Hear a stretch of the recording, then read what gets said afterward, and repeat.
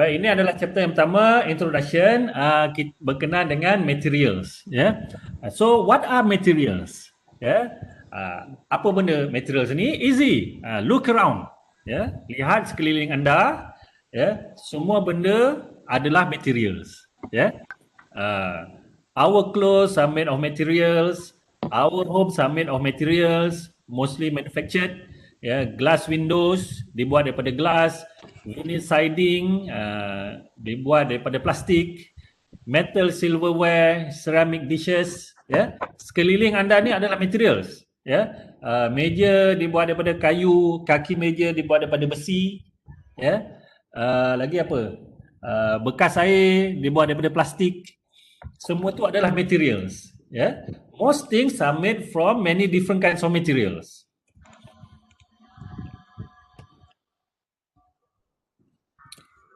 So, what are materials?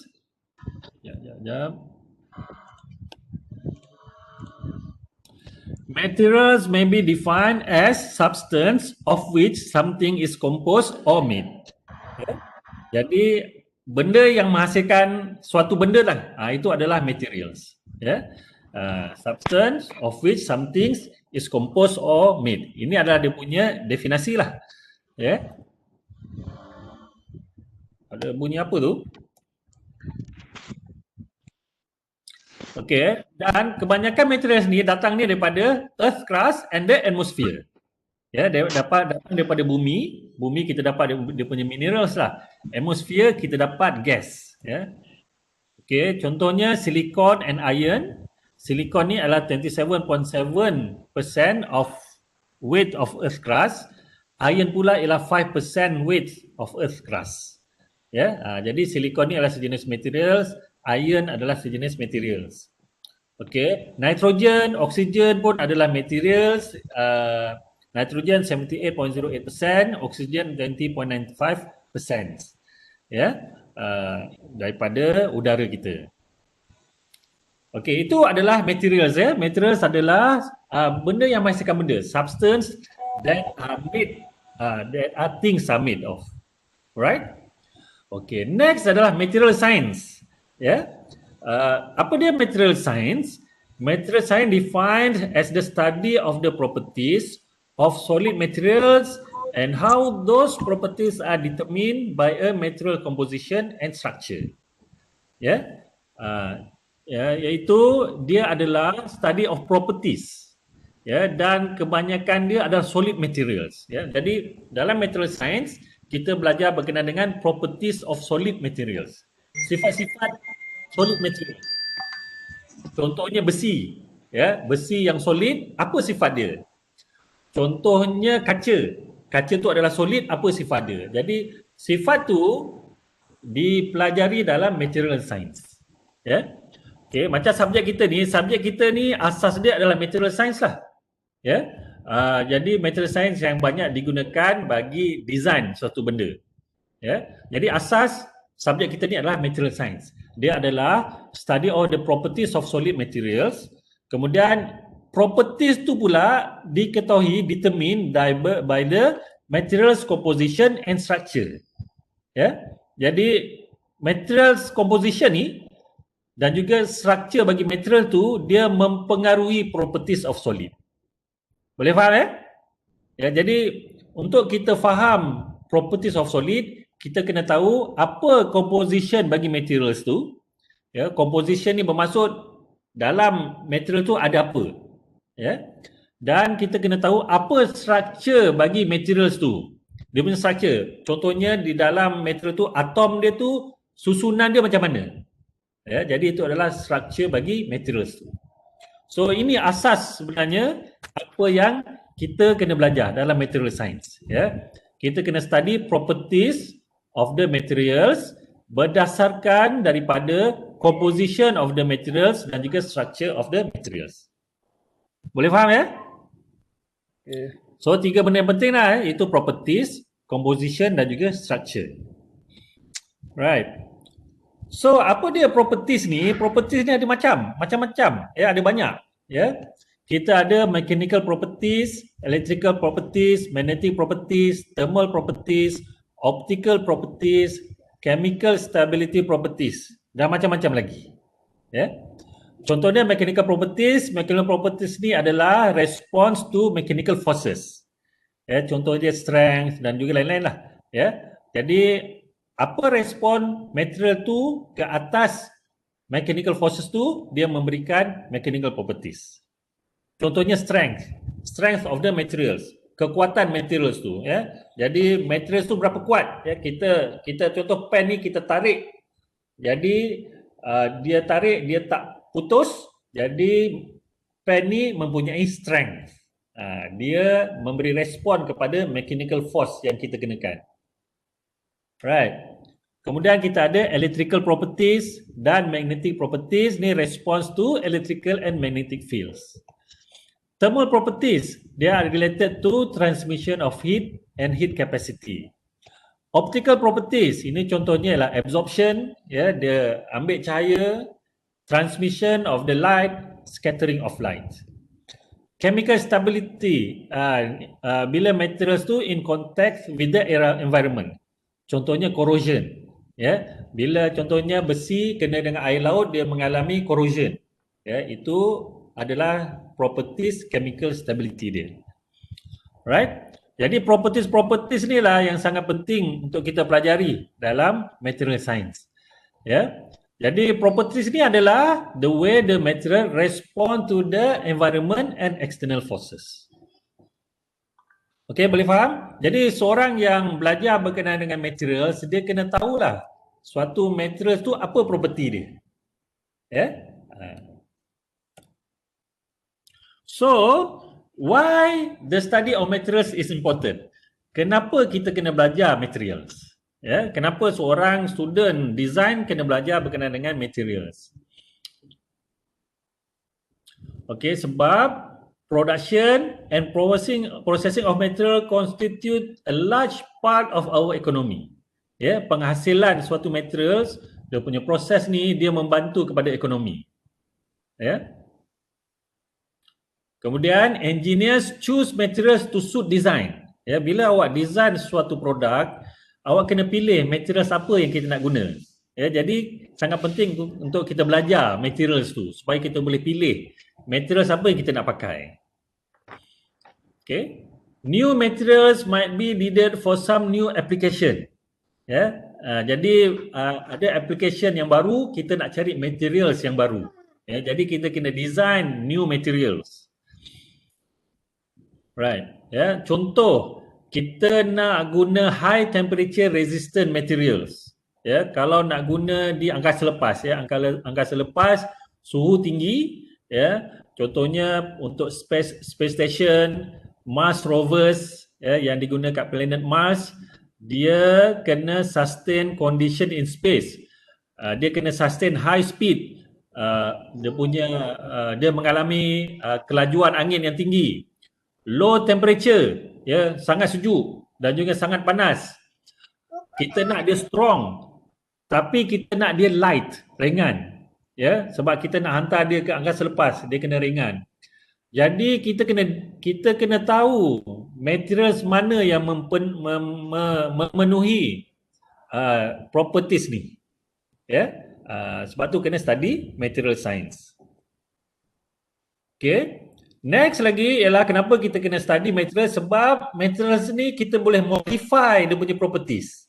Ya, kita lakukan modification of properties for some application. Ya, jadi materials tu kita boleh ubah-ubah dia punya properties dia. Ya, dengan contoh dia kita lakukan heat treatment. Ya, jadi metals biasanya kita lakukan heat treatment untuk kita ubah properties dia supaya dia jadi lagi bagus. Okay. Alright. Kemudian selain daripada material science, kita ada materials engineering.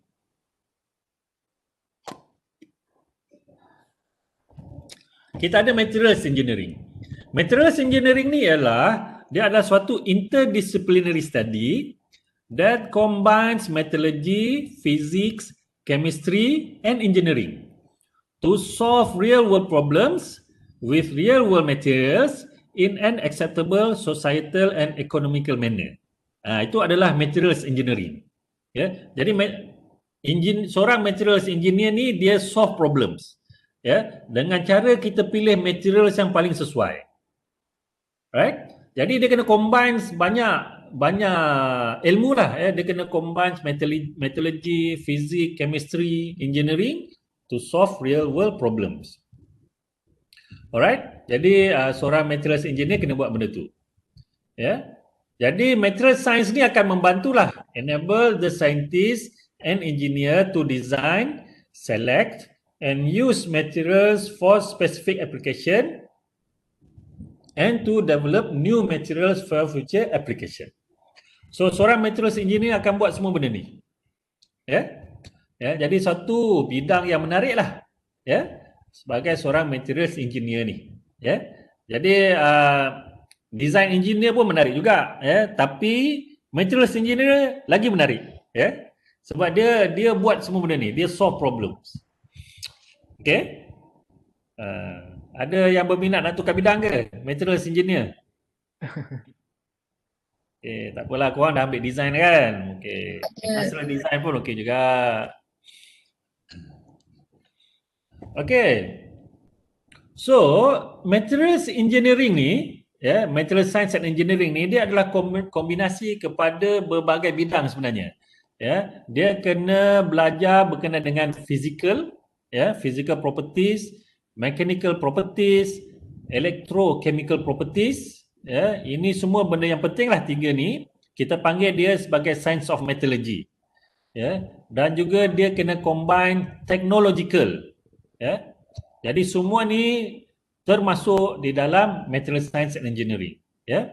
Jadi dalam physical ni kita study berkenaan dengan structure, physical properties. Mechanical kita study deformation behavior. Electrochemical ni adalah thermodynamics, chemistry, corrosion.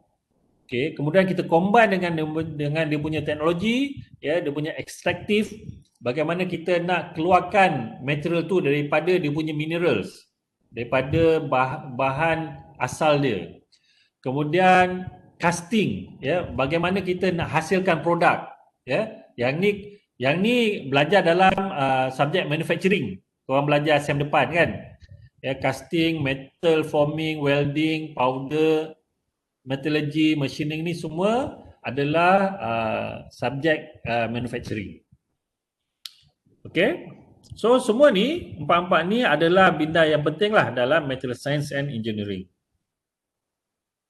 Okey, jadi dalam material science ni, kita study materials tu dalam 4 level dia punya structure. Ya.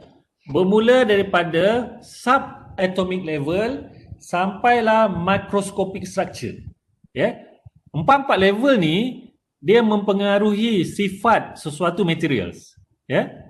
Bermula daripada subatomic level ni ialah dia punya electronic structure of individual atoms. Ya, dia akan defines interaction among atoms. Ya, ini adalah subatomic level. Anda belajar benda ni dalam chemistry. Ya. Siapa kat sini tak ambil kimia? Ada tak? Dalam chat. Ada yang Saya. Ada. Datang daripada arts, yeah.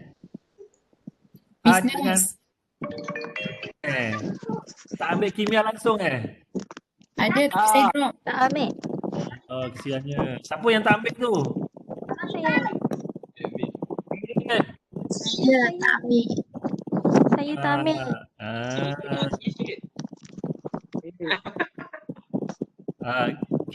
Kimia ni sangat penting ni dalam industri.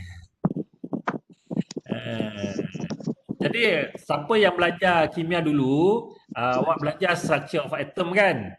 Ya, bagaimana atom tu menyusun, ya, di dalam orbital bagi sesuatu elemen tu kan? Ya, dia ada orbital dia berapa kan? Kalau metal macam mana structure atom dia? Kalau non metal bagaimana dia punya structure atom? Beza-beza kan?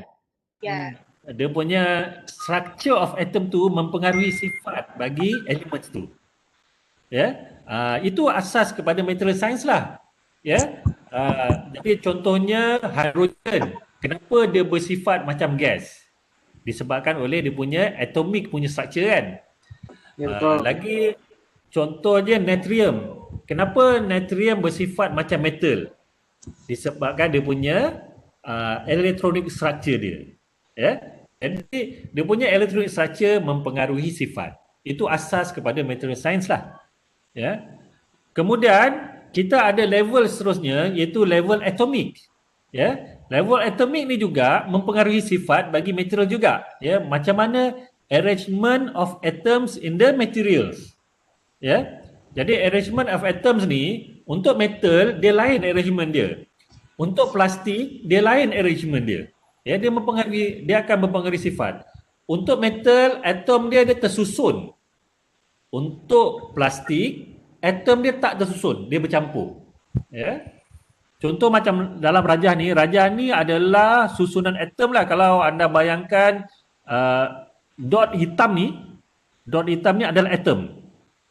Ya. Dot hitam ni adalah atom, yang ni pun dot silap ni, putih. Yang putih ni adalah atom. Jadi untuk metal dia tersusun tau. Contoh macam ni kan. Dia tersusun 4 segi. Nampak tak? Jadi kalau susunan atom dia macam ni, ini kita boleh anggap dia metal. Ya. Yang ni pula susunan dia 6 segi kan? 1, 2, 3, 4, 5, 6 segi. Ya. Kalau atom tersusun macam ni, ini adalah metal. Ya. Jadi susunan atom yang tersusun macam ni akan mempengaruhi sifat. Ya. Jadi susunan dia bagus. Jadi bila susunan dia bagus macam ni, atom tu dia padat tau. Dia rapat antara satu sama lain. Menyebabkan metal tu padat, dia jadi berat. Ya, itu salah satu kesan dia lah bila atom tersusun.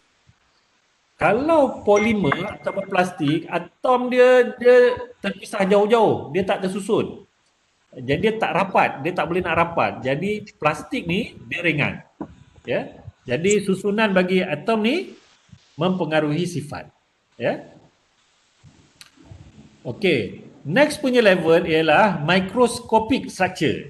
Ya, jadi dia lagi besar sikitlah. Ya, dia besar sikit. Microscopic structure ni adalah structure yang kita boleh tengok di bawah mikroskop. Kita panggil microscopic structure. Ya. Jadi untuk atom-atom tadi bila dia dah tersusun, kalau tengok bawah mikroskop kita nampak dia macam dalam bentuk grain. Kita panggil grain. Ya. Ya, jadi contoh macam besi. Ya, kalau ada besi, kita tengok bawah mikroskop, kita akan nampak dia dalam bentuk grain. Macam dalam rajah ni. Nampak tak ni? Ya. Jadi yang bulat-bulat kecil tu kita panggil grain.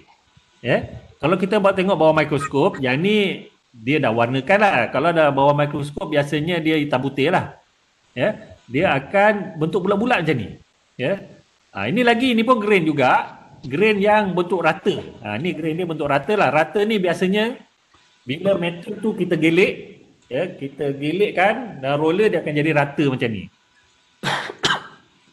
Kalau kita tak gelikkan, dia biasanya bentuk bulat-bulat macam ni lah. Dia punya grain. Ya.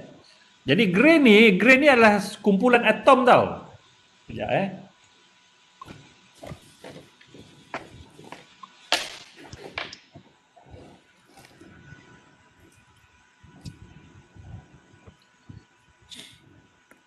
Nampak tak saya lukis ni?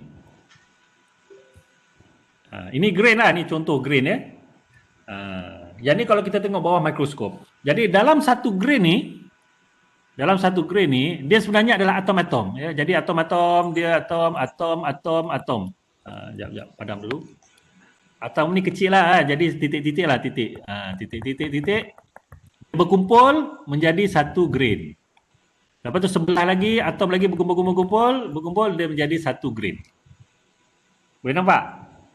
Ya. Jadi bila metal, contoh logam, kita tengok bawah mikroskop, kita tak nampak atom tu, tapi kita nampak grain dia. Boleh faham ya? Boleh ikut? Okay. Boleh. So good. kenapa metal kita tengok bawah mikroskop kita nampak grain? Kenapa? Limit sampai situ. Serapai. Okey, macam ni. Korang kena bayangkan contoh metal kan, metal dia mula daripada cecair kan? Betul. Cecair. Lepas tu kita sejukkan dia kan? Bila kita sejukkan dia beku, dia jadi metal. Betul? Ya. Betul. Dalam cecair tu, dia punya atom dia jarak dia jauh-jauh kan? Awak belajar dalam chemistry ni. Betul. Jarak dia jauh-jauh. Jarang. Jarang-jarang. Bila kita sejukkan, atom tu dia akan merapat. So dia rapat, akhirnya dia jadi solid. Ya. Dan dia rapat tu, atom ni dia bila metal ni dia menyusun tau bila dia jadi metal. Contoh dia susun macam ni. Ya. Dia susun bentuk 4 macam ni. Dia tu susun. Dia tu susun cantik je. Ya. Tapi susunan cantik ni dia bukannya satu metal tu susun cantik. Yang ni kalau boleh bayangkan dia bentuk 4 segi macam ni. Ya. 4 segi macam ni. Dia punya susunan dia. Nampak tak? Yang sebelah dia susunan dia mungkin 4 segi dia menyengit sikit. Dia 4 segi juga tapi menyengit. Yang ni pun sengit juga, yang sebelah pun sengit. Dia sengit sikit. Tempat dia sengit ni dia akan jadi grain.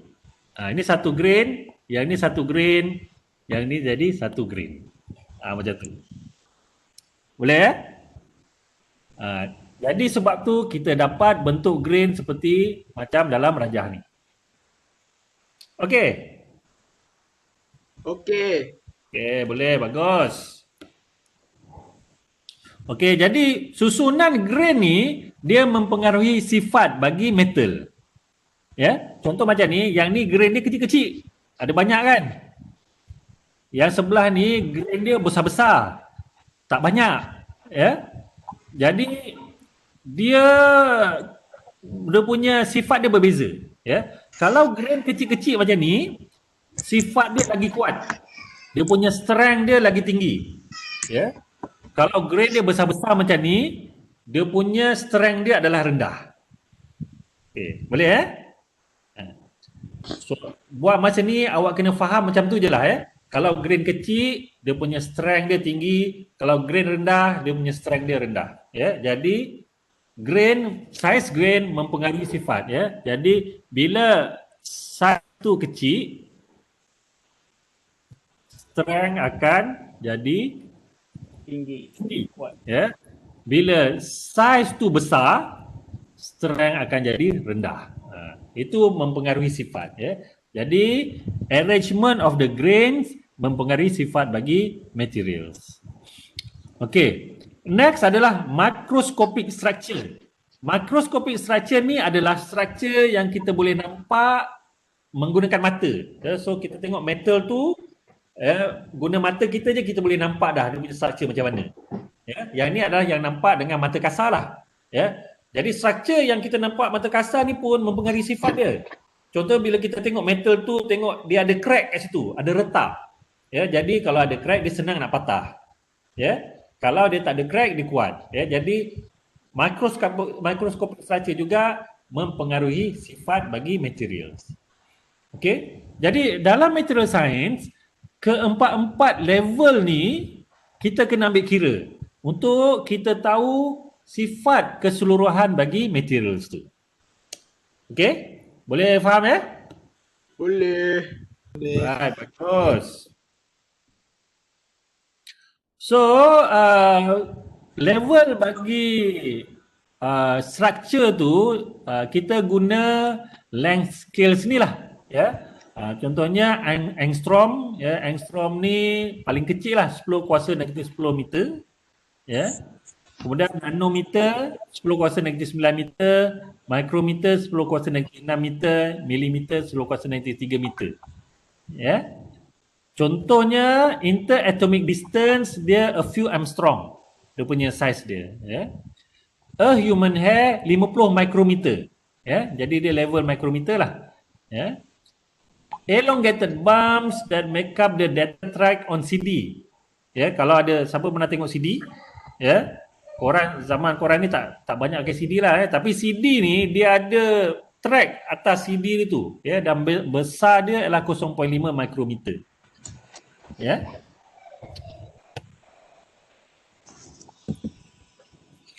Okey, boleh faham ya? Berkenaan dengan level of structure tadi tu. Ya, so kita pakai 4 structure ya dalam study material science.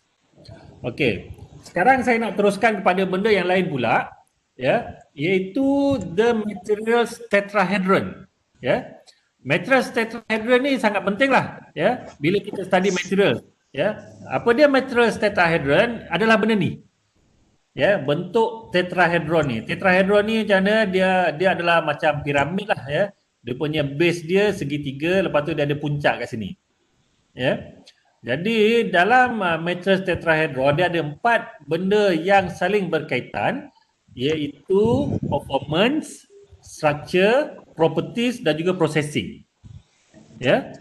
Jadi bila anda design sesuatu produk dan bila anda nak pilih apa materials yang kita nak pakai, kita kena ambil kira 4 benda ni. Ya, 4 benda ni. Iaitu matrix tetrahedron. Dia adalah the 4 intertwined components. Ya, 4 benda yang berkait antara satu sama lain. Okey, iaitu mula sekali biasanya bila kita design suatu produk, yang kita ambil kira mula sekali adalah performance. Apa performance yang kita nak capai? Ya, contohnya awak nak design kerusi. Ya, performance dia apa? Kita nak kerusi tu boleh menampung berat orang duduk dia. Kan? Betul tak? Itu yang paling utama sekali kan? Performance yang lain kita tak ambil kira. Tak berapa penting sangat. Ya, contohnya dia nak kena cantik. Itu tak berapa penting. Yang penting sekali dia boleh menampung berat suatu orang seorang. Itu performance dia yang kita kena ambil kira. Ya, jadi mula sekali kita perlukan performance that is expected from a component. Ya. Jadi daripada performance tu, apa yang kita perlu dapatkan adalah properties yang kita kena cari. Ya, jadi properties yang kita nak cari adalah strength, kekuatan. Kekuatan bagi materials yang kita nak pilih. Lepas kita pilih properties, barulah kita cari materials yang sesuai, yang kita boleh hasilkan produk kita tu, iaitu dia punya processing methods. Ya. Processing macam mana yang kita nak gunakan, ya, ada forming ke, welding ke, powder metallurgy ke, ya, processing pun penting. Macam mana kita nak hasilkan kerusi itu? Adakah kita datang dia daripada suatu batang besi je, ya, lepas tu adakah kita nak weldingkan dia ataupun kita just lenturkan dia? Jadi kaedah processing pun kita kena ambil kira juga untuk dapatkan materials mana yang sesuai. Okey. Kemudian kita kena ambil kira structure at various length scales yang kita belajar tadi, 4 length scale tadi, daripada subatomic sampailah makroskopik. Kita kena ambil kira structure dia, yang mana paling sesuai, ya, bila kita lakukan processing. Ya. Jadi the structure daripada 4 length scale tadi tu, dia akan determine the properties. The properties will dictate the performance of the components. Ya, jadi keempat-empat ni, performance, properties, processing, structure ni dia berkait, ya, yang kita perlukan untuk kita menentukan apa materials yang paling sesuai untuk suatu produk. Okey, boleh ya? Betul. Ya. Dictate tu apa? Apa tu? Dictate tu apa? Dictate tu yang mengawal, yang mengawal performance. Dictate ni. Dia macam dictator lah. Oh, Dictator tahu kan? tahu. Saya kenal seorang. Dictator dictate orang. Okay. Inilah tadi tu.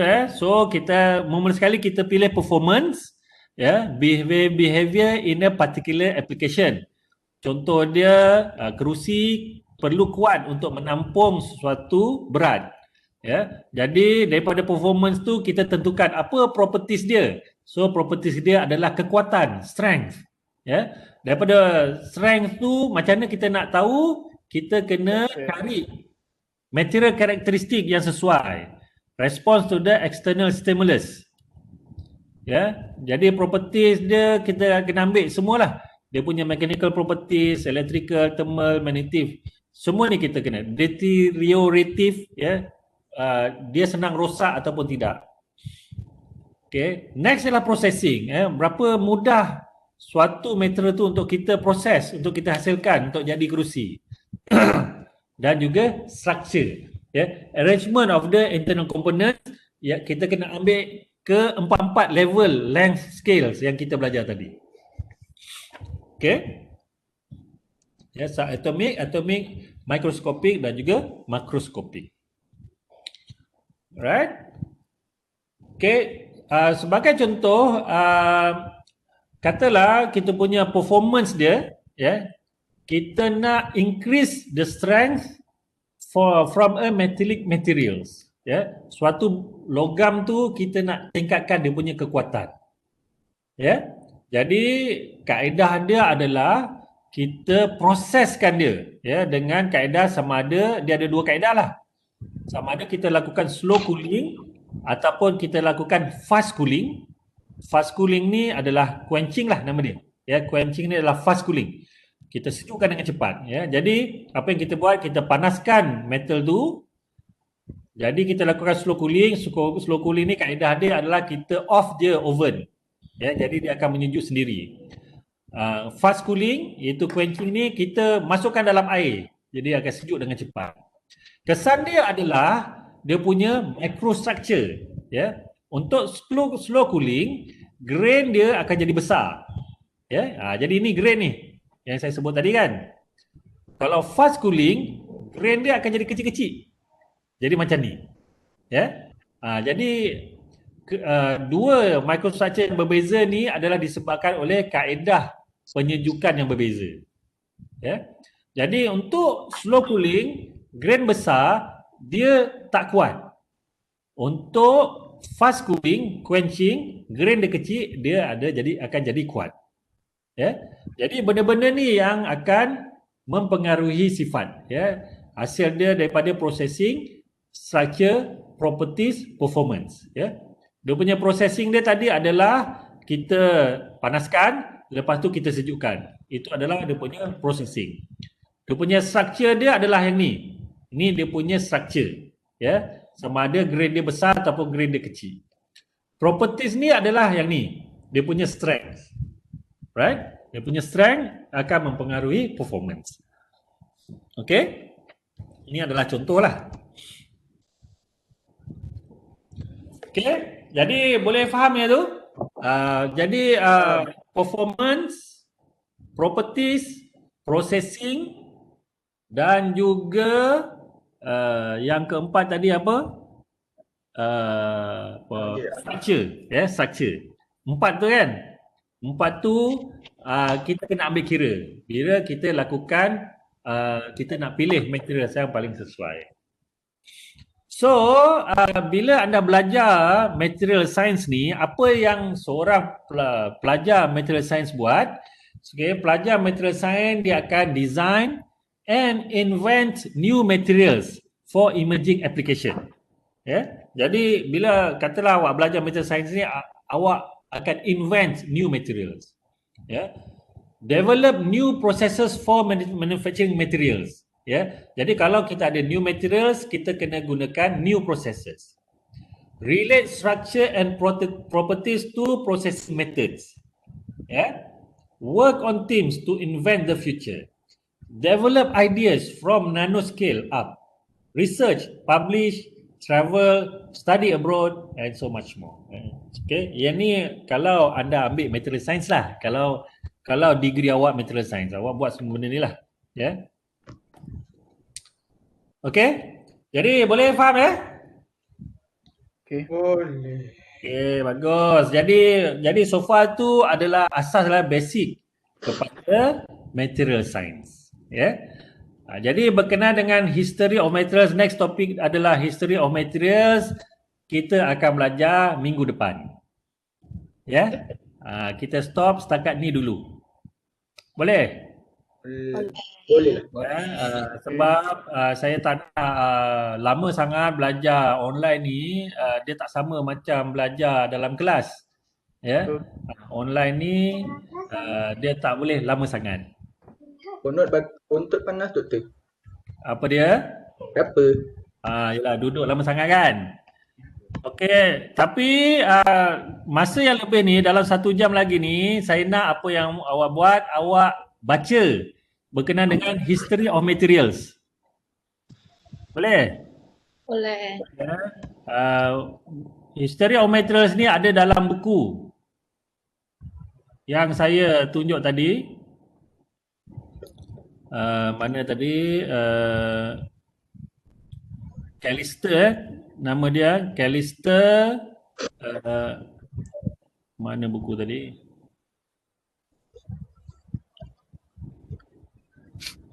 Callister Material Science and Engineering.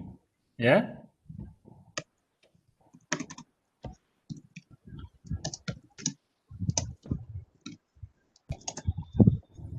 Mana saya letak Microsoft PowerPoint, Adobe, Microsoft Word.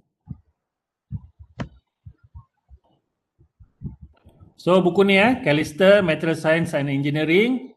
Dalam tu awak boleh baca berkenaan dengan history of materials. Ya. Sila beli buku ni beli buku ni Material Science and Engineering.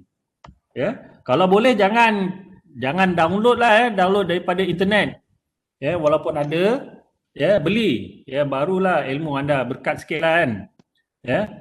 Jadi elakkan daripada download. Ya. Doktor, berapa harga dia? Saya pun tak ingat berapa. Doktor, tahun bila?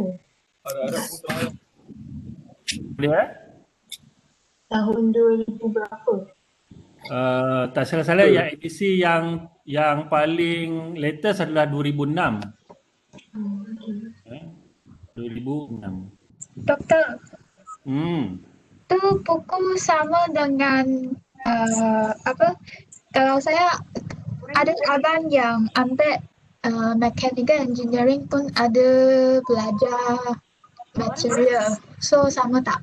Boleh saya pinjam dia punya buku? Boleh. Apa-apa buku yang tajuk dia material science boleh pakai ataupun materials engineering. Ya. Jadi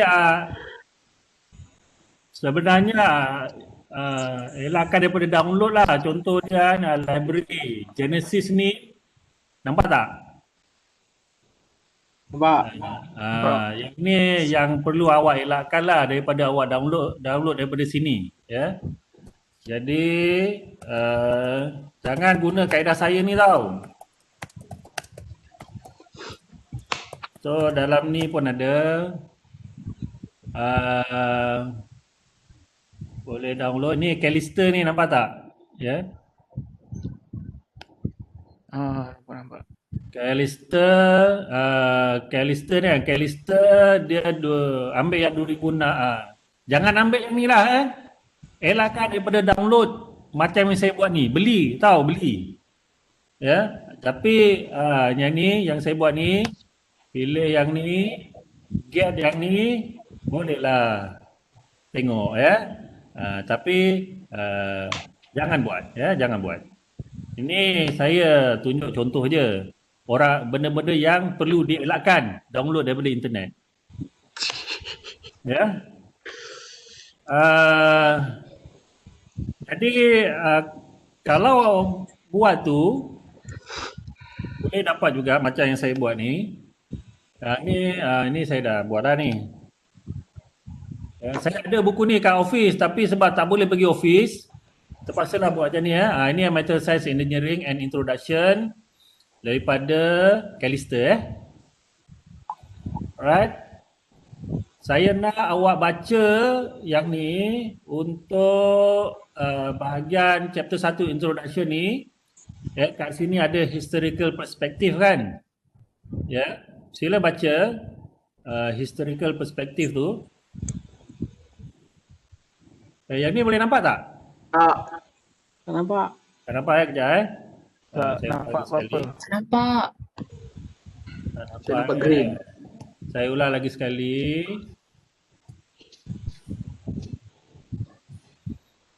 Share. Mana ada B. Okey, ini adalah buku yang saya nak awak beli Material Science and Engineering and Introduction ni oleh Callister. Yang ni adalah terbitan tahun 2007. Ya, boleh juga pakai sekarang. Ya. Ada banyak lagi buku-buku lain, tapi apa yang saya nak awak baca yang ni, historical perspective ni Okey, topik 1.1. Boleh nampak Nampak? Okey. Jadi sila baca ada tadi.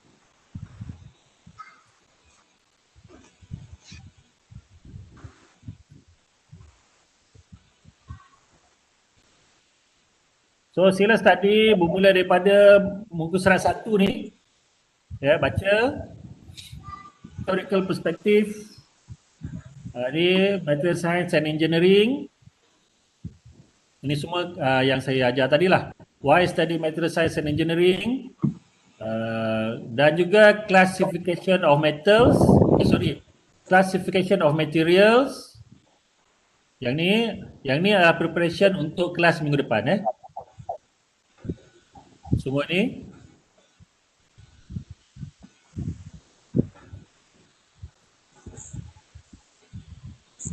sampailah muka surat berapa ni? Muka surat 12 Jadi sila baca daripada muka surat 1 sampai muka surat 12 Boleh. Alright, bagus. Okey, jadi kelas kita tamat setakat ni. Kita jumpa lagi minggu depan. Alright. Okey. Semua orang dah sign in yang tadi? Belum. Ada siapa yang belum? Ada yang belum Ada. Okey, saya tunjukkan balik yang tadi. Mana dia?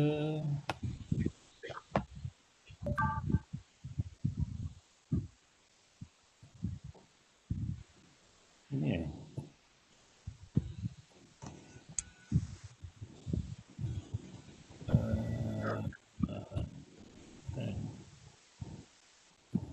class attendance. Okey, ini nampak tak? Dah. Nampak? Okey, siapa yang belum sign in scan QR code ni?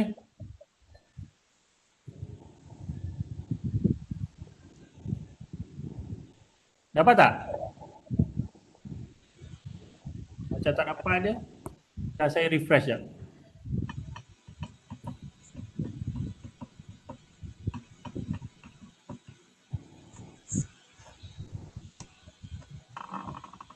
Masih lagi 21 orang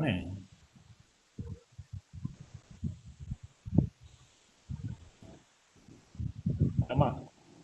Okey, rasanya kena buat lagi sekali lah.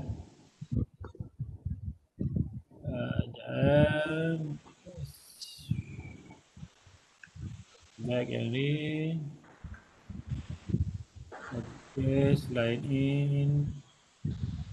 Kelas pukul yang ni lambat masuk tadi saya buat pukul 3. Apalah pukul. Okey, dah semua orang dah masuk dah ni 25/25. Okeylah tu. Ya. Semua orang dah ada. So tak ada masalah. Semua orang dah sign in. Attendance list. Pukul 2 tadi.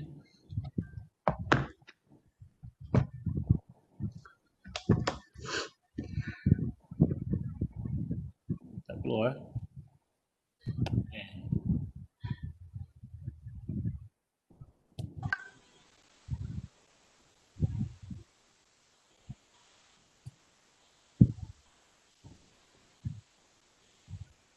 Okey, semua dah sign in. Bagus, semua dah sign in.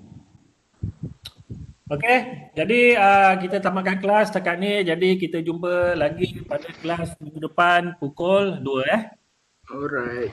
Okey, bye. Terima kasih, Doktor. Thank you, Doktor. Okey, bye. Thank you. Bye. Bye. Macam nak keluar? Tekan butang X tu, ada X tu. Oh, okey, okey. Bye doktor, terima kasih. Thank you, Doktor. Okay, thank you. Okey, bye.